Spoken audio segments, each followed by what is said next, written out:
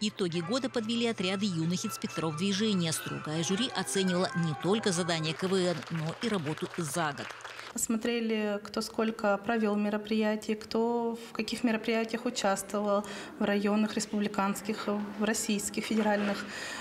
И на основе этого отчета мы выбрали лучший отряд сегодня. Это отряд школа номер 2 и школа 1 Нерюктяя. Безусловные призеры – команда школы номер 2. Руководитель заинтересован в результате. У нас они вступили в 6 классе в этом 23-м году, а сейчас они 7-классники.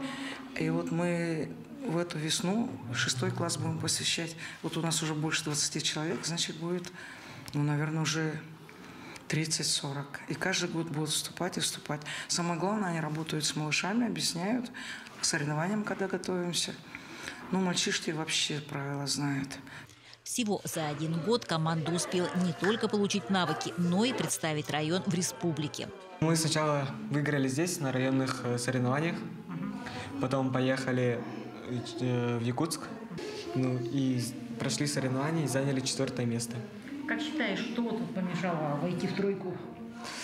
Опыт. Сам формат встречи не просто награждение, а КВН уже поднял всем настроение. Старались все, даже самые юные участники школы номер 1. Вы придумали знак? Осторожно, ежики! Мама бравого командира улыбается. Сколько есть пользы от того, что ребенок занимается этим? Большая польза, он знает практически все знаки, да, ему нравится это, машины, мальчик.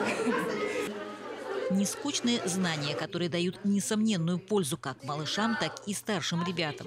В прошлых видах я тоже слышала, но редко как-то. Я не знала, чем там занимаются обычно. Оказывается, это очень интересно даже. Мы репетировали несколько дней, потому что для нас это было легко и было интересно. Мы каждые 3 часа, наверное, после школы ходили на репетицию, репетировали, и в целом было весело. Марина Витальевна Мартынюк в теме с 2004 года. Это очень даже эффективно. А вот взрослые детишки, да, которые уже в 14 лет, да, они нам помогают в школах. И мы все равно не всегда успеваем прийти, оказать какую-то практическую помощь с детьми. Да. Мы просим своих ЕИДовцев, и они проводят мероприятия в начальных классах, в начальном звене. Елена Фаст, Максим Копылов, Олег Минск.